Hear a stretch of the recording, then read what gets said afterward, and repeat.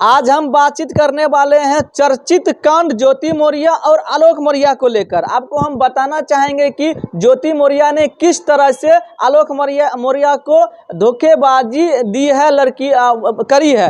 आपको उससे पहले आप ये जान लीजिए कि आलोक मौर्य कहीं न कहीं एक सरकारी नौकरी करता था और छोटी पद पे था। आलोक मौर्य चपरासी की नौकरी करता था। चपरासी की नौकरी करते हुए भी अपनी पत्नी को पढ़ा लिखा करके एसडीएम बना देता है।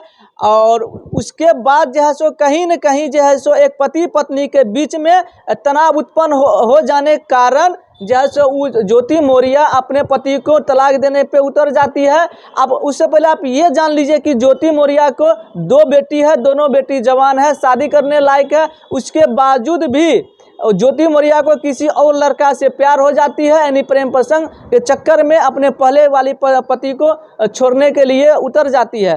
तो आपको आगे बढ़ने से पहले आपको हम अपना परिचय देना चाहेंगे कि हम कृष्णा महतो, आप देख रहे हैं कि न्यूज रिपोर्टर सोनी। और इस समय हमारे इसी चर्चा पे बातचीत करने के लिए पूर्णिया के सीनियर अधिवक्ता विनीत जी है। चलिए हम इनसे मिलते हैं और आपको हम बात करते हैं। सबसे पहले आपको हमारे चैनल में स्वागत है सर। धन्यवाद। तो आपसे मेरा पहला सवाल ये है कि चर्चित एसडीएम ज्योति मौर्य के घटना को आप किस नज़र से देख रहे हैं? घटना काफ़ी निंदनीय है और इससे समाज पर काफ़ी गलत प्रभाव पड़ेगा। अच्छा, काफ़ी गलत प्रभाव पड़ रहा है क्या? अच्छा, मान लीजिए जिस तरह से सर ज्योति मौर्य ने अपने आलोक मौर्य ने पति के साथ इस तरह से घटना किया, यानी धोखेबाजी की, तो क्या ये सही है क्या? नहीं, किसी भी हाल में वफादारी जो भी होती है पति पत्नी के संबंध में, अगर उसको किसी भी तरह से विच्छेद किया जाता है तो उस सर्वदा ही गलत है। और पारिवारिक संबंध में सबसे जो एक इम्पॉर्टेंट रोल होता है वो होता है मधुर संबंध का मधुर होना। तो और एक इसका दूसरा पहलू है संबंध में क्रूरता आना। तो अगर संबंध में, पारिवारिक संबंध में अगर कहीं न कहीं धोखेबाजी है, गद्दारी है, तो इससे संबंध में जो है क्रूरता है। और क्रूरता जो है एक शोषण का जो है मतलब ये है, पर्याय है। तो इससे इस संबंध को तो मतलब समाज पे इसका हमेशा जब भी होगा तो गलत ही प्रभाव पड़ेगा इसका। अच्छा सर, जिस तरह से मान लीजिए एक जैसे पति पत्नी के बीच में एक अटूट विश्वास, अटूट संबंध बना रहता है, क्या मान लिया जिस तरह अभी आपने जिस तरह से ज्योति मौर्य ने अपने आलोक पति के साथ इस तरह से कांड किया है, अब तो मान लीजिए जैसे अब कोई भी पति क्या अपने पत्नी पर इस तरह से अटूट विश्वास के साथ शादी करने के बाद क्या वो रह पाएगा? ये एक अपवाद है, ठीक है। और जो भी अगर व्यवहारिकता से और सामाजिक बंधन से या न्याय से परे घटना होती है तो अपराध की श्रेणी में आता है। तो ये अपराध है। और अगर इनमें से जिनको भी लगे कि वो मतलब शोषित हैं या फिर उनको दबाया जा रहा है, तो वो अपने अच्छे के लिए जो है कानूनी सलाह ले सकते हैं किन्हीं भी अच्छी अधिवक्ता से मिल करके। और इससे समाज में देखिए अपवाद है, घटना अच्छे बुरे सब तरह के घटना समाज में होते हैं। तो हमें हमेशा जब भी होनी चाहिए तो अच्छे घटनाओं से ही प्रेरित होना चाहिए। तो ये घटना को मैं सिर्फ और सिर्फ अपवाद मानता हूँ। सर, जिस तरह से मान लीजिए कहा जा रहा है, कथाकथित की ज्योति मौर्य आलोक मौर्य को फंसाने का प्रयास कर रही है, क्या जो है सो आलोक मौर्य की ओर से क्या कोई कानून ऐसा है जो उनके बचाव में जो है किसी भी प्रकार को अपना जैसे प्रशासन में जाके अपना कुछ भी एफआईआर दर्ज करें? देखिए, जहाँ तक हमारे संविधान में और हमारे सामाजिकता में या हमारे पारिवारिक न्याय में जो भी कानून में जो भी प्रावधान हैं, वो कहीं न कहीं बच्चे को और महिलाओं को सुरक्षित करने के लिए ही बनाए गए हैं, ठीक है। तो और आजकल के युग में देखा जा रहा है, आजकल के समाज में देखा जा रहा है कि कहीं न कहीं पुरुष को भी शोषित किया जाता है। हाँ, प्रावधान का जहाँ तक मसला है तो आप जैसे कि अगर एसडीएम साहिबा की तरफ से अगर कोई कानूनी कार्रवाई की जाती है, तो ज्योति मौर्य की तरफ से अगर कानूनी कार्रवाई की जाती है तो उनके हस्बैंड जो हैं वो संबंधित न्याय का मतलब न्यायिक क्षेत्र में जाकर के जो है वो अपना मतलब कानूनी कार्रवाई का जवाब दे सकते हैं। जिस तरह मान लीजिए ज्योति मौर्य को एसडीएम बनी है, क्या आपको नहीं लगता है कि ज्योति मौर्य वो एसडीएम के कानूनी पद को कहीं न कहीं वो गलत इस्तेमाल कर रही है? ये उनका निजी पारिवारिक मसला है। इससे पद की गरिमा को क्षति तो जरूर पहुंचती है, लेकिन जहाँ जो पारिवारिक समस्या है, अगर उनमें अगर है कि उनमें संभावना अगर बनी हुई है, बरकरार है कि अपने संबंध को वो सुधार सकती हैं या मधुर बना सकती हैं, तो कोशिश ज़रूर करनी चाहिए कि अपने संबंध को मधुर बनाएं और समाज को गलत दुष्प्रेरणा ना दें। जैसे कि मान लिए अगर कोई भी पढ़ लिख कर सरकारी नौकरी प्राप्त करते हैं या एसडीएम बने या एसपी बने, जो भी बनते हैं, तो वो इसलिए बनते हैं ताकि आम आदमी को रक्षा करे। क्या आपको नहीं लगता है कि जिस प्रकार से ज्योति मौर्य एसडीएम बनी है वो आम आदमी के रक्षा करने के लिए बनी थी, लेकिन जैसे जब वो अपना पति की नहीं हो सकती है तो क्या पता जैसे कभी कहीं पर भी कभी भी वो क्या समाज को सेवा कर सकती है, क्या ये कर सकती है? देखिए, इसमें जो देखने का ज़रूरत है वो है, दो पहलू है। एक तो वो पदभार पे क्या है और एक उनका पारिवारिक सोच क्या है या फिर उनका एक निजी चरित्र क्या है। ठीक है, तो इस निजी चरित्र को जो है उनके पद से जो है जोड़ के देखा जाना गलत है। लेकिन हाँ, अगर कोई कार्रवाई उन पे कानूनी कार्रवाई होती है या उनके हस्बैंड कानूनी कार्रवाई करते हैं तो मुझे लगता है कि उन्हें पद छोड़ना चाहिए। पद छोड़ना चाहिए ना। सर, आपसे मेरा और भी सवाल है, समाज में हो रहे ऐसे घटनाओं का मुख्य कारण क्या हो सकता है? आजकल अब अगर देखा जाए तो समाज में अगर आप देखिएगा तो हम कहीं न कहीं हम अपने पारिवारिक संस्कारों से, परिवार के लोगों से जुड़ाव कम रख रहे हैं।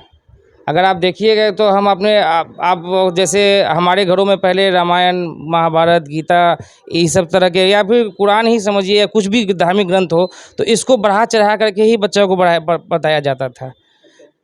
और जहाँ तक सामाजिक स्तर का बात जहाँ तक किया जाए तो समाज का जो है सबसे छोटा इकाई जो है वो परिवार है और परिवार संस्कार से चलता है, जिम्मेदारियों से चलता है।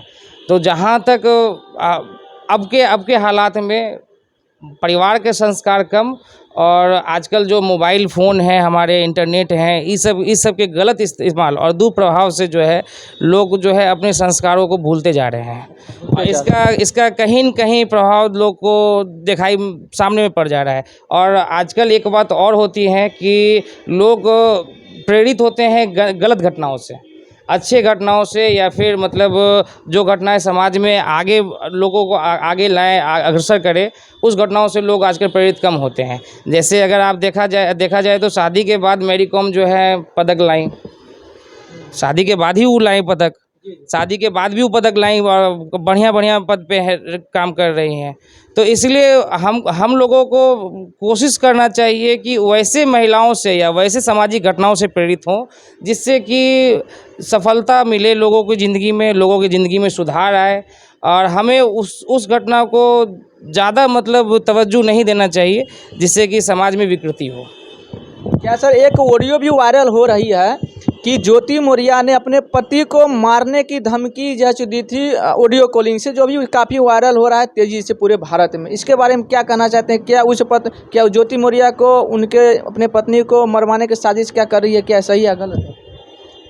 देखिए, अगर कोई किसी को धमकी दे या जानलेवा हमला करे या जानलेवा हमला करने की धमकी दे या किसी भी तरह का क्रिमिनल ऑफेंस करने का कोशिश करे तो उसके लिए वो अपने संबंधित थाना क्षेत्र में या फिर अपने संबंधित न्यायिक क्षेत्र में जो है अपने संबंधित इलाके में शिकायत कर सकते हैं। वो उनका क्षेत्राधिकार मतलब अधिकार है और वो कर सकते हैं, उसके लिए सोचना नहीं है। क्या सर, आपको ऐसा नहीं लगता है कि एक साल पहले आपने देखे थे कि छोटू आरती बहुत तेज़ी से वायरल हो रहा था पूरे ऑल इंडिया में, उसी तरह ये भी घटना कहीं आप उस नज़र से तो नहीं देख रहे हैं? हाँ, इस बारे में हम आपको पहले भी बता चुके हैं कि हम लोगों को उसी घटना को ज़्यादा आगे लाना चाहिए जिस घटना से हमारे अगले पीढ़ी अगले जनरेशन को जो है मतलब सुधार हो, उसमें सीख मिले कुछ।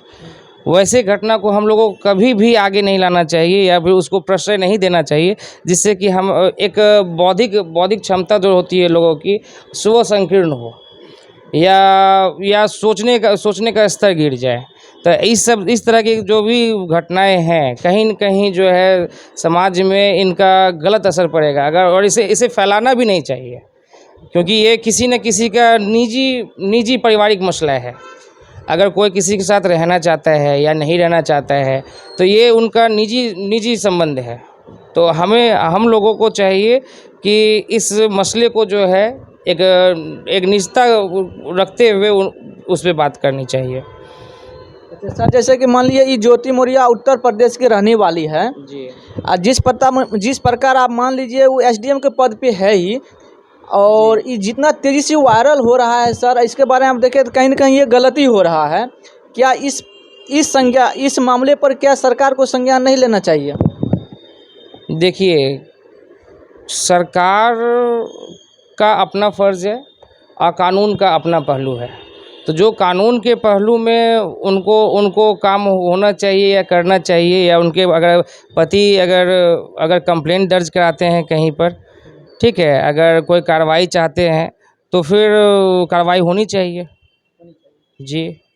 तो बाकी दोस्तों आपने देखे कि इस समय हम बातचीत कर रहे थे ज्योति मौर्य और आलोक मौर्य को लेकर, क्योंकि अभी जो है इस समय ट्रेंडिंग में चल रही है ज्योति मौर्य आलोक मौर्य। इसलिए चल रही है ट्रेंडिंग में कि वो ज्योति मौर्य 2 बच्चे की माँ है, और भी 2 बच्चे की माँ होते हुए भी उनकी दोनों बेटी जवान है, शादी करने लायक है, फिर भी उस ज्योति मौर्य को किसी और लड़के से प्रेम हो जाती है, और उस लड़का का प्रेम पाने के चक्कर में अपने पहले वाले पति को छोड़ देती है, और कहने लगती है कि हम आपके साथ नहीं रहेंगे। कहीं न कहीं ऐसा लगता है कि वो जैसे वो एसडीएम जो बनी है उसका कहीं न कहीं गलत इस्तेमाल कर रही है।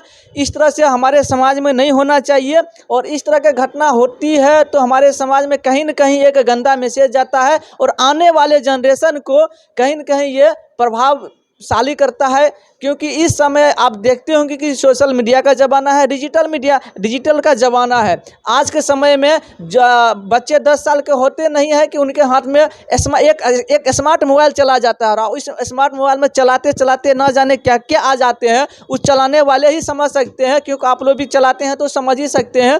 और बाकी आपको हम ज़्यादा क्या बताएंगे, इसी बारे में हम जैसे हमारे बीच जैसे अभी पूर्णिया के सीनियर अधिवक्ता से हम बातचीत कर रहे थे, जिनका नाम है विनीत जी। बाकी आप लोग इस मामले को लेकर क्या कहना चाहते हैं, आप इस मामले के बारे में क्या सोचते हैं, सारा बात अपना कमेंट सेक्शन में ज़रूर रखिएगा। क्योंकि देखिए आप लोगों के लिए हम वीडियो हमेशा बनाते रहते हैं, न्यूज़ को कवरेज करते रहते हैं।